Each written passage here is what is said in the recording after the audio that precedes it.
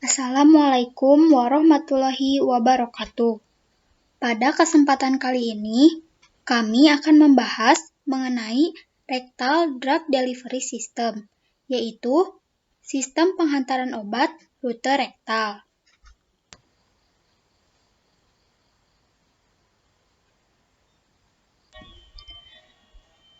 Nah, selanjutnya, apa saja sih yang akan dibahas mengenai rute rektal ini? Nah, pertama, kita akan mempelajari mengenai anatomi dan fisiologi. Anatomi dan fisiologi yang akan kita pelajari yaitu anatomi dan fisiologi dari rute rektal, yaitu rektum yang merupakan tempat pemberian obat rute rektal. Nah, ini tuh penting dipelajari karena kita akan memahami bagian-bagian apa saja yang terdapat pada rektum beserta fungsi dari bagian-bagian tersebut. Nah, selanjutnya kita akan membahas mengenai masalah apa saja yang berkaitan dengan pemberian obat melalui rute rektal. Nah, selanjutnya akan dipelajari pula bagaimana proses biofarmasetik dari sediaan rute rektal. Dan kita akan mempelajari pula faktor-faktor apa saja yang mempengaruhi kecepatan absorpsi obat dan faktor-faktor apa saja yang mempengaruhi distribusi obat. Selanjutnya, kita akan mempelajari mengenai keuntungan dan kerugian dari rute rektal itu sendiri. Nah, kemudian akan dipelajari mengenai pertimbangan pembuatan obat dengan rute rektal. Nah, kemudian kita akan mempelajari mengenai jenis dan bentuk sediaan dari rute rektal, seperti ada bentuk enema dan ada juga suppositoria dan lain-lain. Kita akan mempelajari itu. Dan selanjutnya kita akan mempelajari mengenai cara penggunaan obat tersebut, bagaimana cara menggunakan suppositoria yang benar, cara menggunakan enema yang benar. Selanjutnya yaitu pokok bahasan yang pertama, yaitu mengenai anatomi dan fisiologi. Anatomi dan fisiologi yang akan dibahas yaitu anatomi dan fisiologi dari rektum, yang merupakan tempat pemberian obat rute rektal. Gambar A ini merupakan anatomi dari usus besar. Usus besar terdapat 6 bagian. Yang pertama adalah sekum. Sekum merupakan kantong yang terletak di bawah muara ileum pada usus besar. Panjang dan lebarnya kurang lebih 6 cm dan 7,5 cm. Pada sekum, di sini terdapat appendix, umbai cacing, atau sering kita sebut usus buntu. Nah, fungsi dari umbai cacing ini belum diketahui secara pasti. Bagian selanjutnya yaitu ada kolon ascenden. Ini merupakan kolon yang menuju ke atas. Panjangnya itu sekitar 20-25 cm dengan diameter 7 cm. Terletak sebelah kanan rongga abdomen. Bagian selanjutnya yaitu kolon transversum. Kolon transversum panjangnya itu sekitar 35 cm. Terletak tepat di bawah perut dan menjalar dari kanan ke kiri. Kolon transversum melekat pada perut akibat adanya kerja dari sekelompok jaringan yang disebut omentum. Selanjutnya, ada kolon descenden. Kolon descenden ini mengarah ke bawah, terletak di bagian kiri perut dan berakhir pada kolon sigmoid. Panjangnya itu sekitar 25 cm. Nah, selanjutnya ada kolon sigmoid. Mengarahnya itu melintang. Sering disebut juga sebagai kolon pelvinum. Panjangnya itu kurang lebih 40 cm dan berbentuk lengkungan huruf S. Selanjutnya ada rektum dan anus. Fungsi dari keseluruhan usus besar secara umum, yaitu memindahkan makanan, menyerap air, menyerap vitamin, mengurangi pH atau keasaman, melindungi dari infeksi, dan mengeluarkan kotoran. Selanjutnya yaitu anatomi dan fisiologi dari rektum atau anus. Bagian-bagian dari anus yang pertama yaitu kanalis anal. Anal kanal atau kanalis anal merupakan sebuah saluran dengan panjang sekitar 4 cm yang dikelilingi oleh sfinkter anus. Ini sfinkter anus. Bagian atasnya dilapisi oleh mukosa glandular rektal. Fungsi kanal ini merupakan sebagai penghubung antara rektum dengan bagian dari luar tubuh.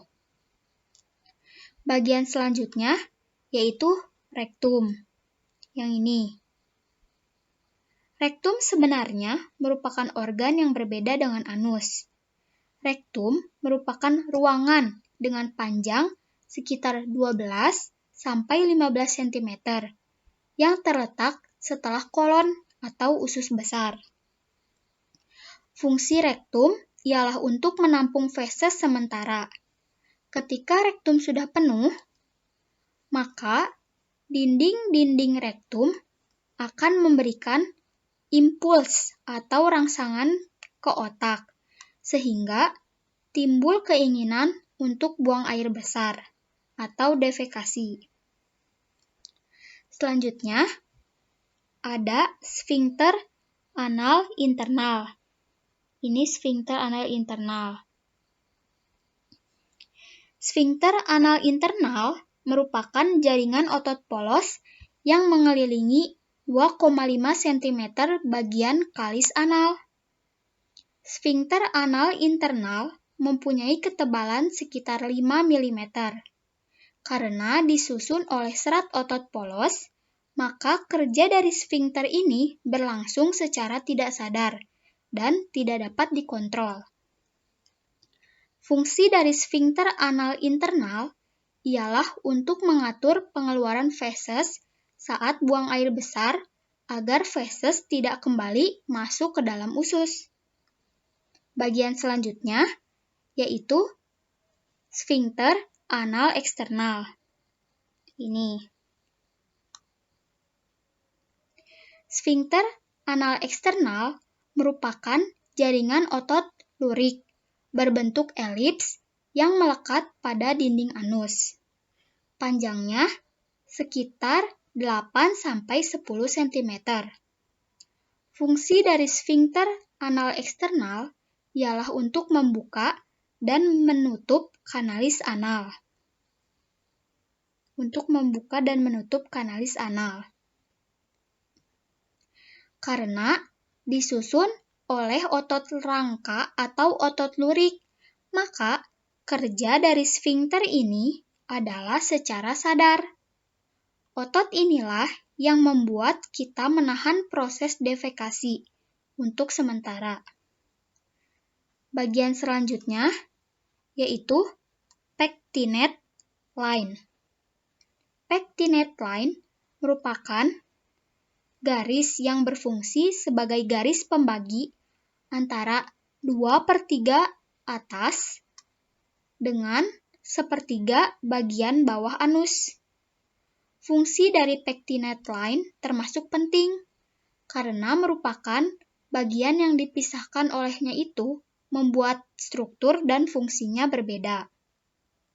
Bagian selanjutnya yaitu kolom anal di sebelah sini. Kolom anal atau yang juga disebut dengan kolom Morgani ialah beberapa lipatan membran mukosa dan serat otot. Fungsi dari kolom anal ialah sebagai pembatas dinding anus. Jadi, panjang rektum itu berkisar kurang lebih 15 cm dan berakhir di anus. Nah, Dengan tidak adanya feses, rektum hanya mengandung 2-3 mili cairan yang pH-nya itu 7-8. Nah, gambar di sini ini tuh merupakan pembuluh darah yang menyelimuti atau mengelilingi rektum. Di sini ada vena mesenterica. Vena mesenterica inferior. Yang ini. Nah, selanjutnya ada vena hemoroid superior. Ada vena hemoroid medias atau vena hemoroid tengah. Dan ada vena hemoroid inferior. Ini. Rektum diperfusi oleh vena hemoroid superior, tengah, dan inferior. Vena hemoroid inferior itu paling dekat dengan sfinkter anal. Vena hemoroid tengah masuk ke dalam vena cava dan kembali ke jantung. Vena hemoroid superior kembali ke jantung, bergabung dengan sirkulasi mesenterica yang masuk ke dalam pembuluh darah portal dan kemudian ke hati. Next, absorpsi obat setelah pemberian rektal itu dapat bervariasi, tergantung pada penempatan supositoria atau larutan obat di dalam rektum. Nah, sebagian dari obat dapat diabsorpsi melalui vena hemoroid bawah, di mana obat langsung masuk ke dalam sirkulasi sistemik. Beberapa obat dapat diabsorpsi melalui vena hemoroid superior yang masuk ke dalam vena mesenterica, ke pembuluh darah portal, ke hati, dan di metabolisme sebelum absorpsi sistemik. Pokok bahasan yang selanjutnya yaitu masalah yang berkaitan dengan rute rektal. Jadi, masalah apa saja yang berkaitan dengan pembuatan obat untuk rute rektal? Yang pertama, absorpsi obat rute rektal ini tidak teratur dan sulit untuk diprediksi. Yang kedua, obat bisa saja tercampur dengan feses yang berada pada rektum, sehingga dapat menghambat proses absorpsi. Yang ketiga, absorpsi obat tidak sempurna karena telah kita ketahui cairan pada rektum itu jumlahnya sedikit atau terbatas, tidak banyak seperti pada cairan yang terdapat pada gastrointestinal. Yang keempat, luas permukaan absorpsi terbatas dan onset of action lebih lama. Yang kelima, jumlah total zat aktif yang dapat diabsorpsi kadang-kadang lebih kecil dari rute pemberian yang lain.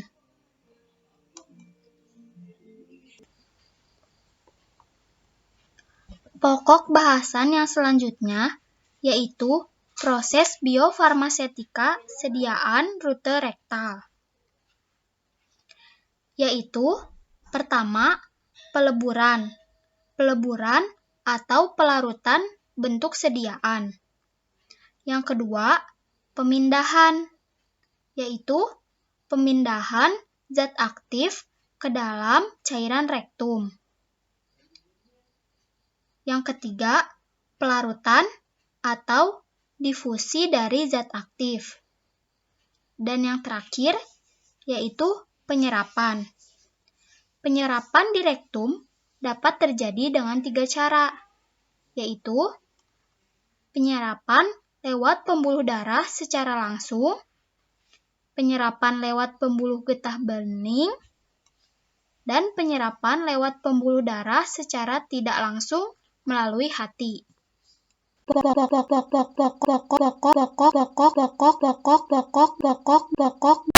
bahasan yang selanjutnya yaitu faktor-faktor yang mempengaruhi absorpsi obat dari rektum. Faktor-faktor yang mempengaruhi absorpsi obat dari rektum terdapat 2 faktor, yaitu faktor fisiologi dan faktor fisika kimia obat. Faktor fisiologi terdapat 3 faktor. Yang pertama, isi kolon. Kedua, rute sirkulasi. Dan ketiga, pH dan minimnya kapasitas buffer cairan rektal. Faktor fisiologi isi kolon, obat akan mempunyai kemungkinan untuk diabsorpsi lebih besar ketika rektum dalam keadaan kosong. Untuk tujuan ini, diberikan enema sebelum penggunaan obat melalui rektal. Faktor fisiologi rute sirkulasi, jika obat diabsorpsi dari pembuluh darah hemoroidal, akan langsung menuju vena cava inferior, sehingga absorpsi akan cepat dan efektif.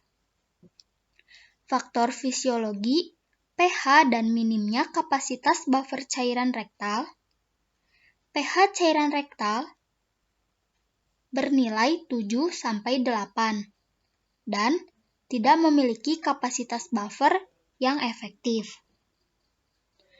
Faktor yang selanjutnya yaitu faktor fisika kimia obat. Faktor fisika kimia obat terdapat 3 faktor. Yang pertama, kelarutan dalam lemak air. Yang kedua, ukuran partikel. Yang ketiga, sifat basis. Faktor kelarutan dalam lipid water. Obat lipofil jika diberikan dengan basis lemak tidak dapat dikeluarkan dengan mudah, sehingga absorpsi obat dapat terganggu. Faktor ukuran partikel. Semakin kecil partikel, semakin besar kelarutannya. Faktor sifat dari basis. Jika basis berinteraksi dengan obat atau mengiritasi membran mukosa akan menurunkan absorpsinya, khususnya pada kasus-kasus supositoria.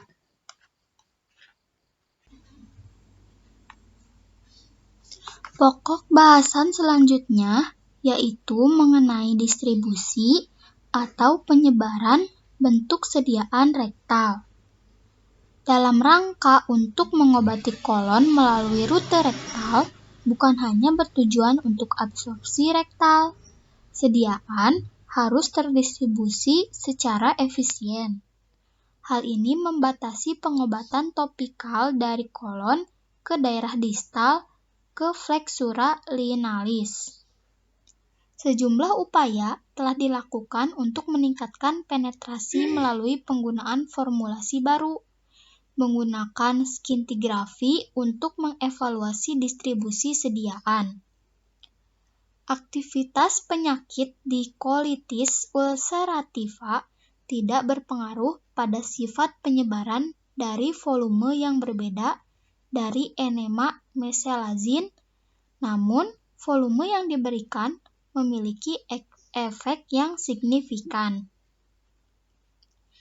30 mili enema yang tertinggal terutama di kolon sigmoid 99%. 60 mili enema yang didistribusikan melalui rektum 9%, yang di sigmoid 61%, dan di kolon menurun 15%, dan 100 mili enema yang didistribusikan antara kolon sigmoid itu 66%, dan menurun 25%. Akibatnya, tampak bahwa peningkatan volume yang diberikan menyebabkan dosis untuk menyebar lebih efektif ke dalam kolon. Dalam upaya meningkatkan penetrasi volume cairan kecil, telah dipelajari enema busa atau foam. Namun, penyebaran busa lebih rendah daripada larutan enema yang terbatas pada kolon sigmoid. Gambar di sini merupakan penyebaran dari bentuk sediaan liquid dan bentuk sediaan foam.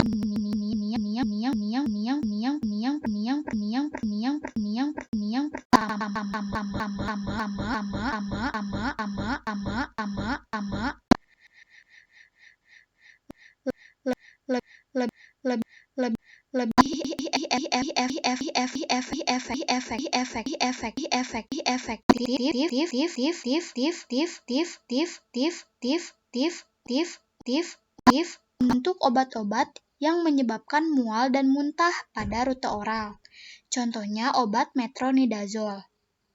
Keuntungan yang kedua, sediaan rute rektal ini dapat menghindari obat-obat yang bisa mengiritasi lambung dan usus halus, serta obat dengan clearance tinggi dapat terhindar dari first pass effect.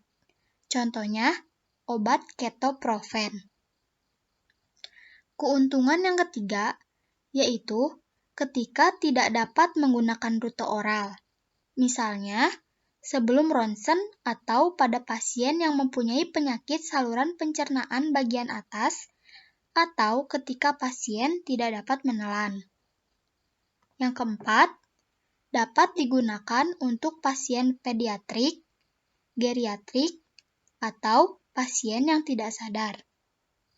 Keuntungan yang kelima, yaitu penghantaran obat dapat dihentikan dengan mengeluarkan sediaan, dan absorpsi obat bisa dihentikan dengan mudah pada kasus-kasus overdosis atau bunuh diri. Namun, ada juga kerugian dari sediaan rute rektal ini. Kerugiannya yang pertama, kurangnya keterimaan dan kepatuhan pasien. Ya, terkadang pasien itu merasa bingung cara penggunaannya atau tidak patuh karena merasa ribet atau tidak mudah untuk digunakan. Yang kedua, kerugiannya untuk pasien ini tuh sediaannya tidak menyenangkan karena penggunaannya ribet. Yang ketiga, kerugiannya yaitu absorpsi obat sering tidak beraturan dan sukar diprediksi. Kerugian yang keempat, yaitu terbatasnya cairan di dalam rektum. Yang kelima, dosis dan posisi absorpsi dapat menimbulkan peradangan bila digunakan secara terus-menerus. Jika digunakan secara terus-menerus di rektum, maka itu dapat menimbulkan peradangan.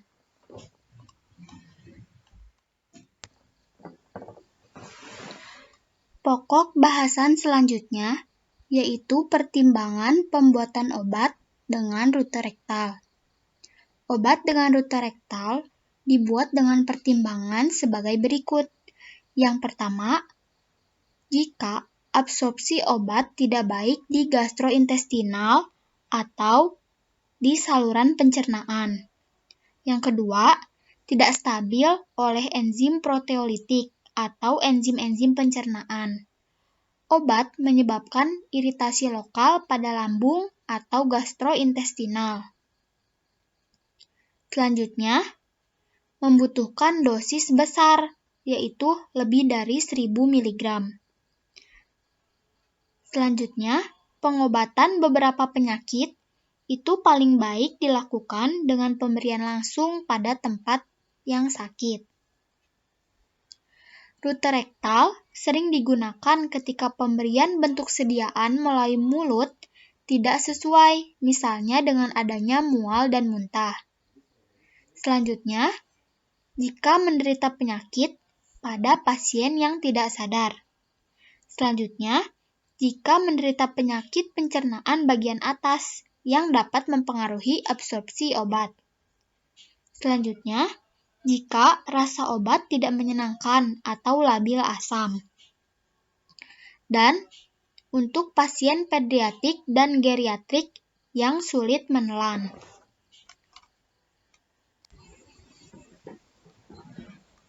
Pokok bahasan yang selanjutnya yaitu macam-macam tipe sediaan pada rute rektal. Yang pertama itu ada rektal semi-solid, yang terdiri dari krim, gel, ointment, atau suppository. Yang kedua, rektal liquids, yaitu solutions, larutan, atau yang kedua suspensions, suspensi. Yang ketiga, bentuk sediaan rektal aerosol.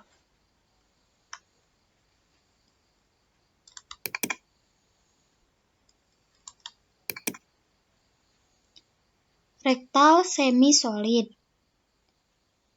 krim, gel, foams, atau ointments.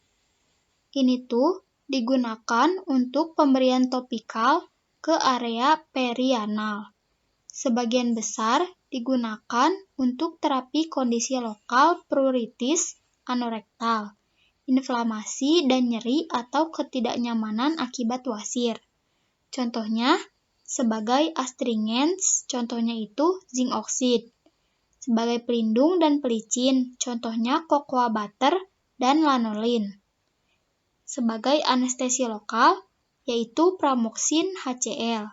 Sebagai antipruritis serta agen antiinflamasi, yaitu hidrokortison.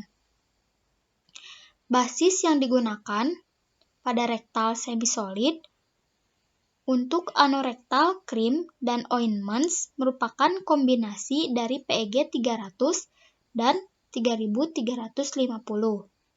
Basis krim emulsi menggunakan setil alkohol dan setil ester wax, dan petroleum putih, dan juga minyak mineral.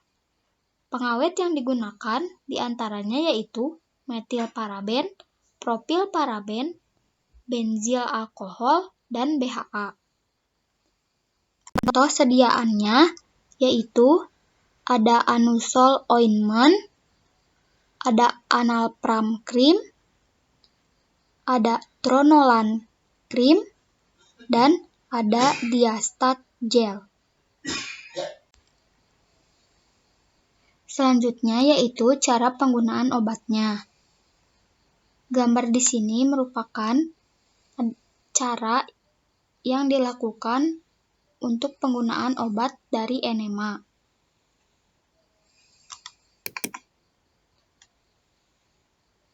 Gambar ini merupakan petunjuk cara penggunaan gel enema. Gambar ini juga merupakan langkah atau tahap penggunaan ointment. Untuk lebih jelasnya, kita bisa menyimak video berikut. Enema adalah larutan yang digunakan untuk mengatasi sembelit yang cara penggunaannya dengan dimasukkan ke dalam bubur ataupun anus. Cara penggunaan enema yang pertama, cuci tangan terlebih dahulu. Yang kedua, buka penutup enema, keluarkan sedikit cairan, dan oleskan pada bagian aplikator. Yang ketiga, atur posisi berbaring ke arah kanan ataupun kiri dengan kaki bagian atas ditekuk ke arah perut. Yang keempat, angkat pantat bagian atas, kemudian masukkan aplikator ke dalam anus. Kemudian, pijat obat sampai keluar habis. Dan tarik perlahan-lahan aplikator keluar dari anus dengan posisi masih tertekan. Kelima, luruskan kaki, kemudian tunggu 5 sampai dengan 10 menit. Setelah itu, cuci tangan dan kemudian kita buang aplikator ini karena untuk penggunaan enema ini hanya 1 kali pakai. Penggunaan obat enema ini aman untuk ibu hamil, anak-anak, orang dewasa maupun orang tua. Untuk penggunaan enema disarankan tidak melakukan aktivitas di luar rumah terlebih dahulu karena obat enema ini akan bereaksi cepat menimbulkan rasa ingin buang air besar. Selanjutnya, bentuk sediaan rektal suppositoria. Suppositoria padat merupakan sediaan yang banyak digunakan untuk penghantaran melalui rektal. Dan tersedia lebih dari 98% sediaan untuk rektal. Sebagian besar sediaan berbentuk torpedo, terdiri dari basis lemak yang memiliki titik leleh rendah, atau basis larut air yang beratnya bervariasi dari 1 gram untuk anak-anak sampai 2,5 gram untuk dewasa. Obat lipofilik biasanya menggunakan basis larut air, sedangkan obat hidrofilik menggunakan basis lemak. Untuk suppositoria yang dibuat dari basis lemak, waktu lelehnya seharusnya terjadi dengan cepat pada suhu tubuh yaitu 37 derajat Celcius. Idealnya, lelehan akan melapisi jaringan rektal sehingga meminimalkan waktu pelepasan obat dari basis suppositoria. Suppositoria yang larut dalam air seharusnya juga terlarut pada suhu 37 derajat Celcius untuk memudahkan pelepasan obat dan absorpsinya. Di sini terdapat tabel basis suppositoria. Basis suppositoria ada basis lemak fatty base dan ada basis air yaitu water soluble. Ini untuk rentang titik lelehnya. Dan ini untuk rentang titik solidification atau titik di mana basis itu memadat. Nah, contoh dari rektal suppositoria yaitu ada Canasa, Dulcolax, Anusol, dan Panadol.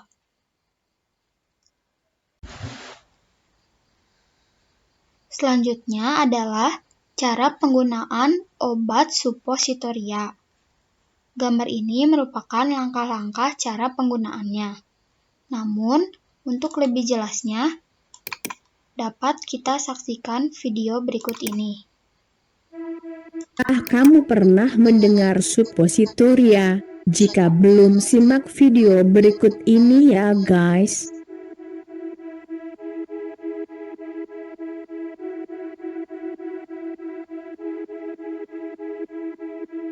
Lalu, bagaimana cara penggunaannya? Pertama, cucilah tangan Anda dengan sabun dan air.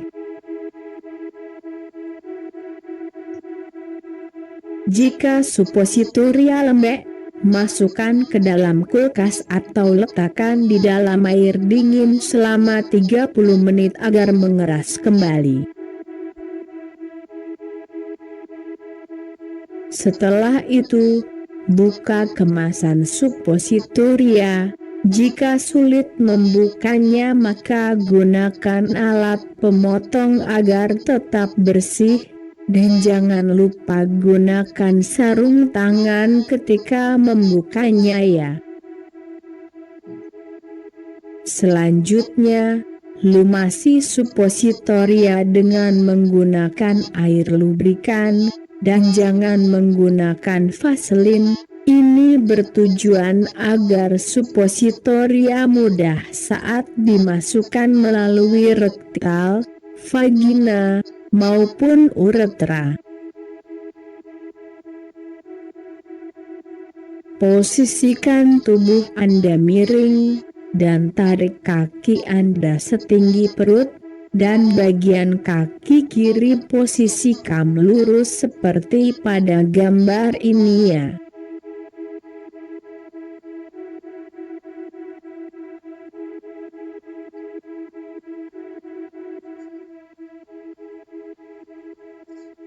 Angkat pantat Anda dengan tangan kanan agar area rektal terbuka, lalu masukkan supositoria dengan bagian yang runcing terlebih dahulu sedalam setengah hingga 1 inci untuk anak-anak, dan 1 inci untuk dewasa.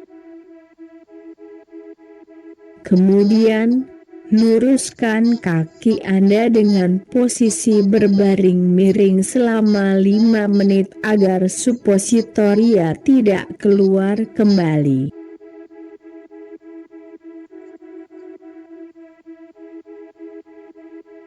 Jika sudah selesai, cuci tangan Anda menggunakan sabun dan air untuk membersihkan sisa obat yang menempel.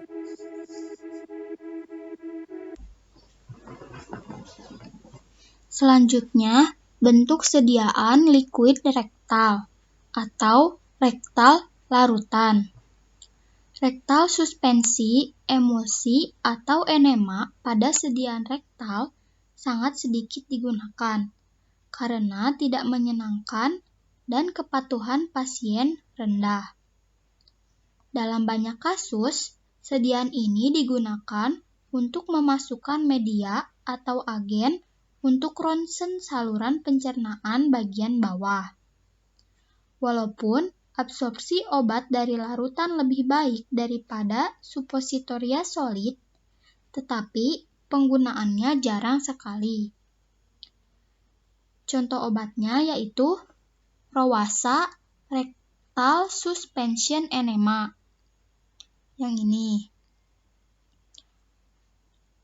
dan Asacol Rectal Suspension Enema. Bentuk sediaan selanjutnya yaitu aerosol rektal. Rektal aerosol atau busa rektal aerosol disertai dengan aplikator untuk memudahkan penggunaannya. Aplikator dimasukkan ke dalam wadah berisi produk, serta terdapat alat pengatur dosis obat aerosol. Aplikator dimasukkan ke dalam anus, dan obat dapat diberikan melalui rektal. Beberapa contoh rektal aerosol yaitu Proctofom dan juga Cortifom.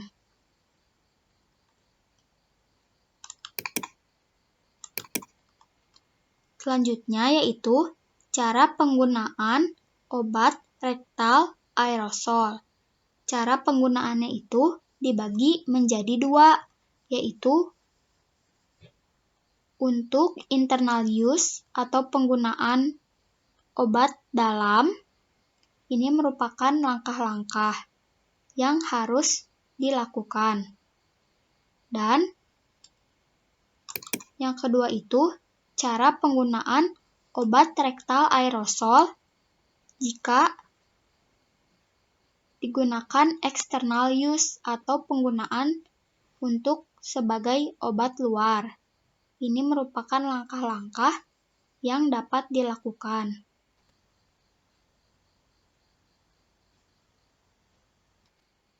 Sekian dan terima kasih. Mohon maaf bila banyak kesalahan. Semoga bermanfaat.